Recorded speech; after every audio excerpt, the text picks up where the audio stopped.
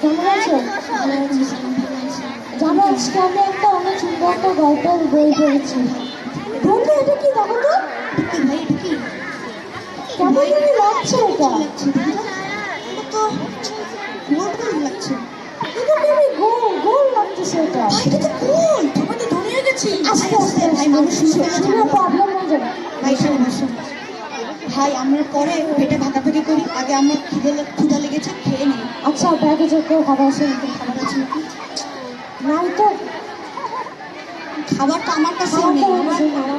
আচ্ছা মা বন্ধু তুমি খাবার কিনে আনো আমাদের জন্য। আমরা এখানেই বসেছি, তুমি তাড়াতাড়ি এসে খাবার নিবে। আচ্ছা আমি যদি ওদের খাবারে বিষ মিশিয়ে দিই তাহলে পুরো জিনিসটাই আমার হয়ে যাবে। ও ইয়েস। বন্ধু শোনো, আমরা যদি ওকে মেরে ফেলি তাহলে কিন্তু এই গোলটা শুধু তোমার আর আমার, বুঝছো বন্ধু? আমরা এটাই করবো, ঠিক আছে? এটাই করবো। আসি আসি আমাদের গোলটা আমাদের হয়ে গেল। বন্ধু খাবার এসেছো? বাবা ভাই বুঝছে রে। আগে খাবারটা নিয়ে নাও। বড় ভাগাভাগি করে আগে খাবারটা খেয়ে নেই।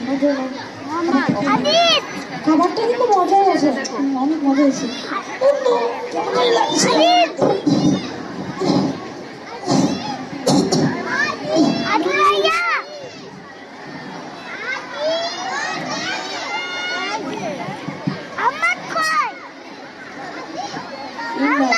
দেখেছো লোকটির করুণ পরিণতি।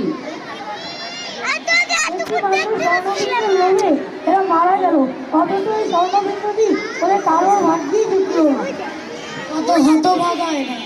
এই জন্যই বলা হয় লোভে পাপ, পাপে মৃত্যু। আসসালামু আলাইকুম।